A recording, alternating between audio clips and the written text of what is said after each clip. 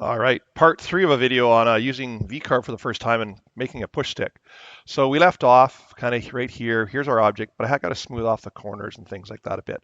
So I'm going to come down to radius, or sorry, fillet, and I'm going to radius some things. So if I go to fillet now, and you can see if I zoom into here, okay, it goes from little X to, oh, there's a check mark, and I click on it, you can see it comes up like that. Now I think that's too much, so I'm going to change this down to, I don't know, 0.15 of a radius. So I go over top, exit, it goes back. Now I click, there's a check mark.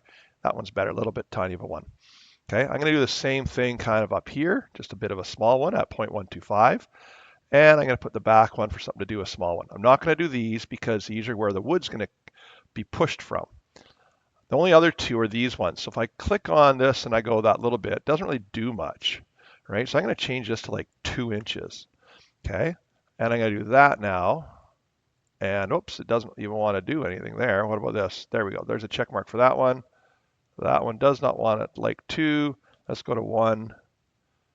No, it doesn't even like 1. Huh, apparently we go 0.5.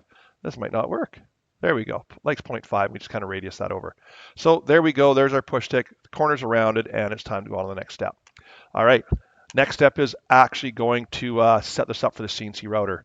So tool paths. I'm going to pin this so it doesn't leave on me. Okay. So first off, I'm going to pick on the object. I'm going to go for a tool path, a profile, meaning the outside of it. Okay. I'm going to set it up for the start depth is 0, the cut finish depth is 0.75, the depth of our wood, right? The tool select, you might have to select a tool in here.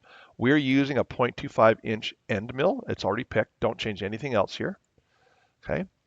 It's going to say we're going to do 6 passes when it goes around this to go through the wood. We're doing the outside of it, not the inside line, the outside the line. Okay. We're going to come down to add tabs, right? And go edit tabs. The tabs should be 0.5 and 0.125.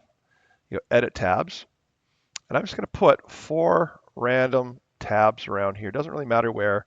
And what this is doing is just holding the wood in place when you route it out, right? Otherwise, when you cut through it, the piece of wood will go flying. So we got to hold it in place until the very end.